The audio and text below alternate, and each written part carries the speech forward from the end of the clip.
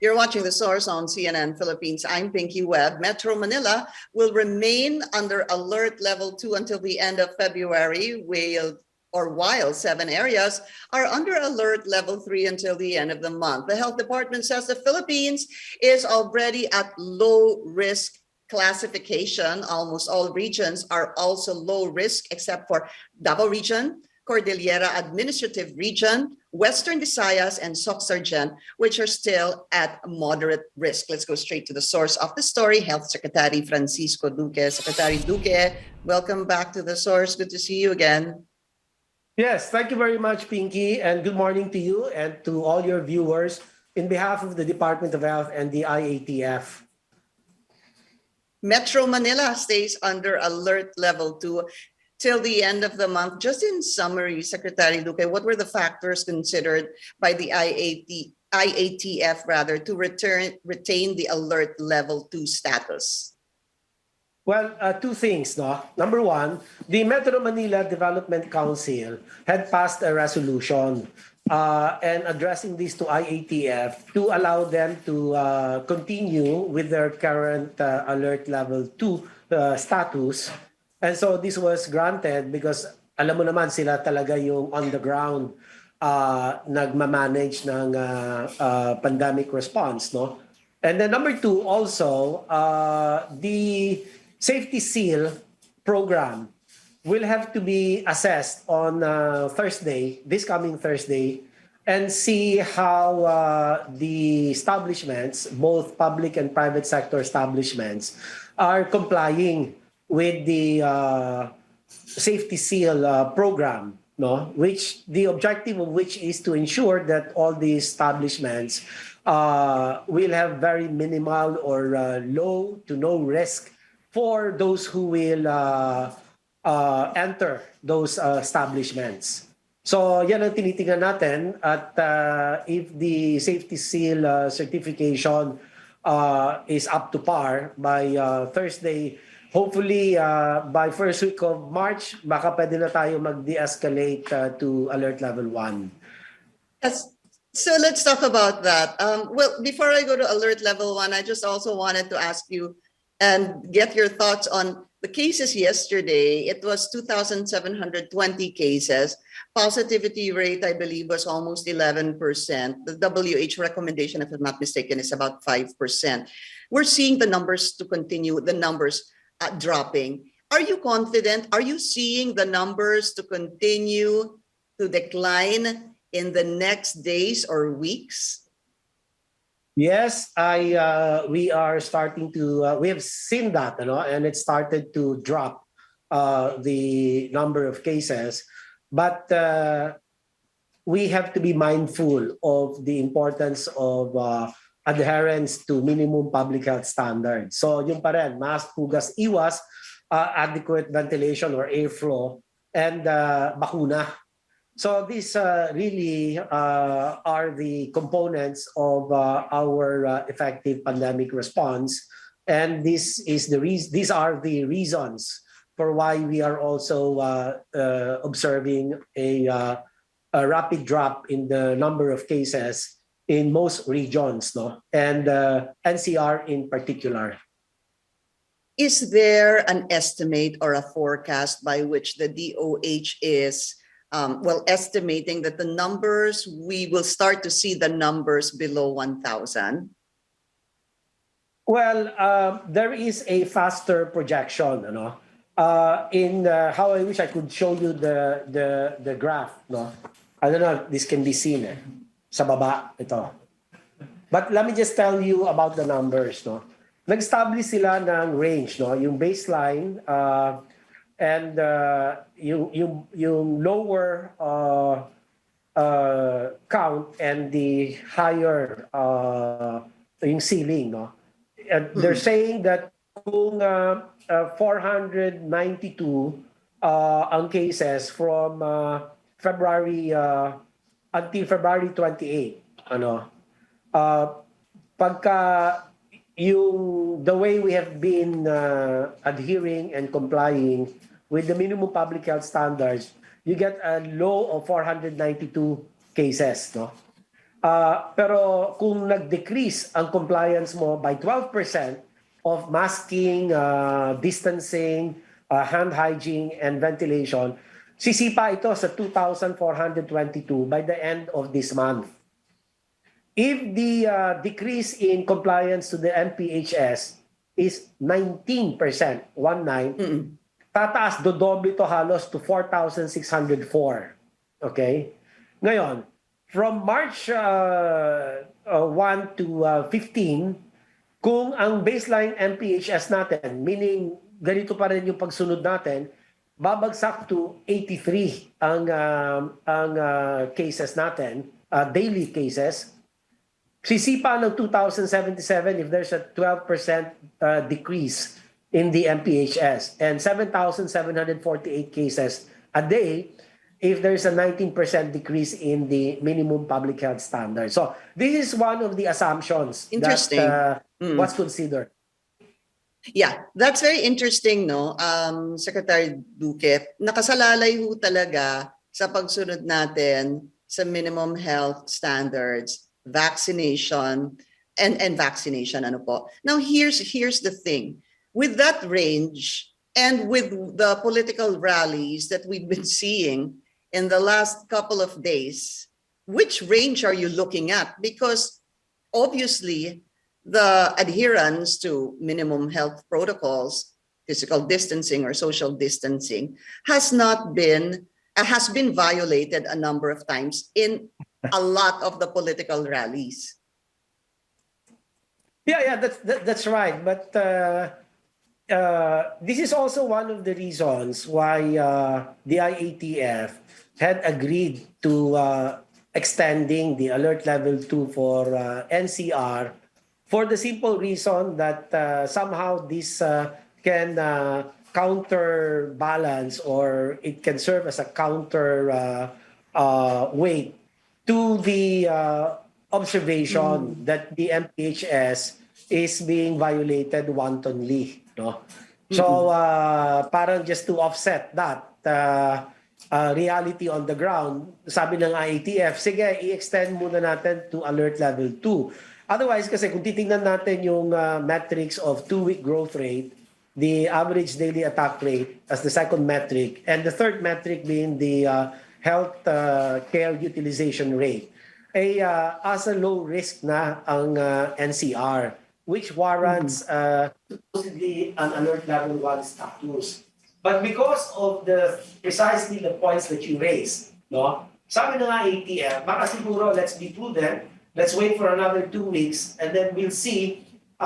We can track down yung mga, tignan natin kung may sisipa ba ng mga kaso in the next 2 weeks from the time the candidates held their meeting, the avance or the rallies, the proclamation, etc. Yeah, actually, that's where I wanted to go next. If we were to look at all these political rallies, most of them, and nakikita naman po natin siksikan, the numbers, if people are going to be infected, that should reflect, I would say, please correct me if I'm wrong, Secretary Duque, in the next 2 weeks or so.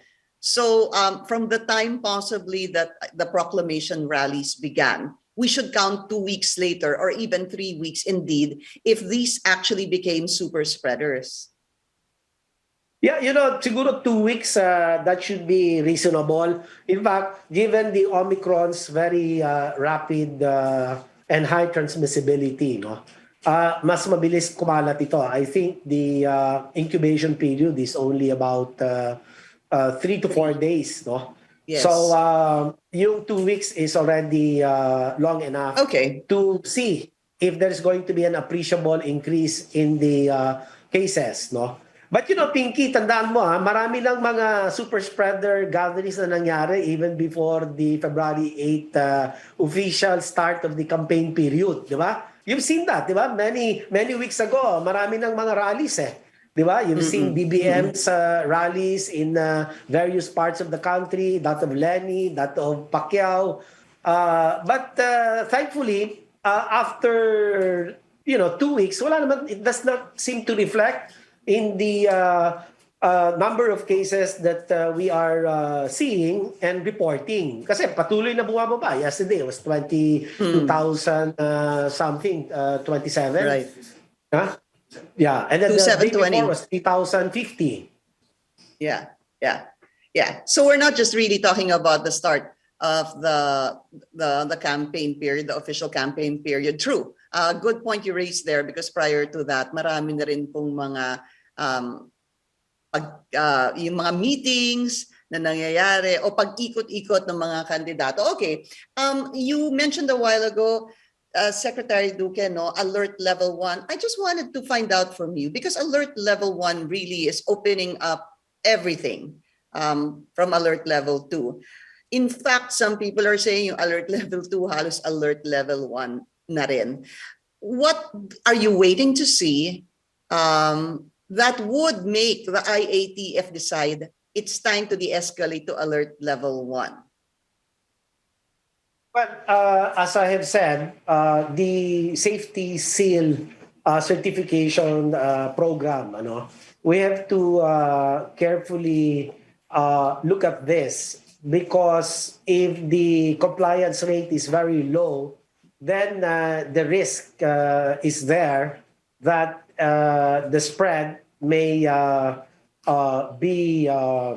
may continue and give rise to much higher number of cases in the weeks to come. So, napakamahalaga kasi ng safety seal, and of course, vaccination. No? Let's not forget that the vaccination, kasi sa alert level 2, di ba, ang capacity natin dyan, indoor setting is 50%, di ba? Pero kung vaccinated yung A2 and A3 mo, the vulnerable population subgroups, and also you have achieved more than 70% of the target population, like NCR is already more than 70%, your indoor capacity can increase or expand to 70%. So may additional 20% ka. And if you are safety seal certified, you have additional 10%. So yung Right. indoor mo, pwede ng 80% yan. Ang laki. Outdoor mo, 100% na. Diba? Kasi 70 plus 20% because of vaccination coverage beyond 70% and safety seal of 10%. De facto, you're the alert level 1, di ba? For Yeah. outdoor accommodation. Yeah. Yeah, that's why po marami din nagsasabi halos yung alert level 2 ay parang alert level 1 na rin. But we need to understand really what alert level 1 is, at mangyayari ho ba na kahit pag alert level 1, are masks still going to be required? But we need to take a very short break. The Source with the Secretary Duque. We'll be right back.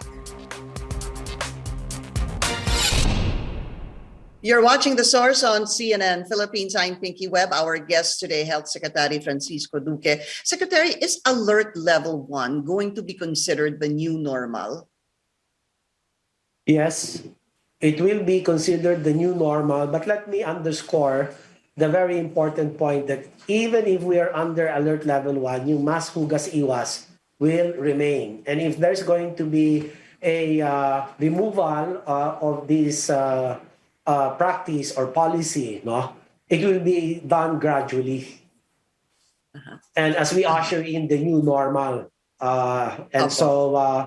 In fact, the IATF and the National Task Force are already preparing for the new normal National Action Plan 5. So we'll wait for this. We will launch it and we will make it public as soon as it's been approved by the IATF and the President. Is there still a de-escalation from alert level 1? O yung alert level 1 na ho ba, as you mentioned a while ago, will be the new normal? Yan na po yung pinakamababa. Yes, yan na po yung pinakamababa while we are under a state of public health emergency. Now, once the President lifts that state of public health emergency, the alert leveling system will be set aside. So pretty much parang sa bagyo, yung typhoon signaling system, di ba? Typhoon signal number 1, 2, 3, 4, depending on the strength, the speed, the rainfall, density, etc. So, yun ang parang halintulad ng ginagawa natin sa alert leveling system. So, in case there's a new variant of concern, okay, mabangis o madaling makahawa o maraming pwedeng mamatay because of this, pwede na naman i-declare ng Pangulo o whoever the next president will be a state of public health emergency, and automatically the alert leveling system kicks in. So yun na yung direction papunta tayo. Okay, so to follow up on that, again, the reason why we have a health emergency is because of this pandemic. Have you heard lately, Secretary Duque, of any new mutations or variants around the world? Because it seems like Omicron is the last one I've heard, and I haven't heard of anything new that has been discovered or is currently being under investigation. Well, I appreciate your wishful thinking that there will be no more variants. But, you know, the RNA viruses are notorious for mutations, no? But not all mutations will lead to variants of concern. So hopefully the mutations will be minor, but we all ought to be cautiously optimistic. So we cross our fingers. Hopefully the next set of mutations will lead to not a variant of concern, but probably just a variant of interest or variant under monitoring. But that forms part of the sense of caution that we all must exercise as we navigate through this pandemic journey. So we have our ears stuck to the ground for the latest information. The WHO, through the International Health Regulation, provides each of the countries, including the Philippines, and also we are linked up with the global sharing of all influenza data. No? So we know which, in fact, ito nga sa Omicron, bilis natin na nalaman ito, and nag-sequencing kaagad ang Philippine Genome Center thanks to Dr. Cynthia Saloma.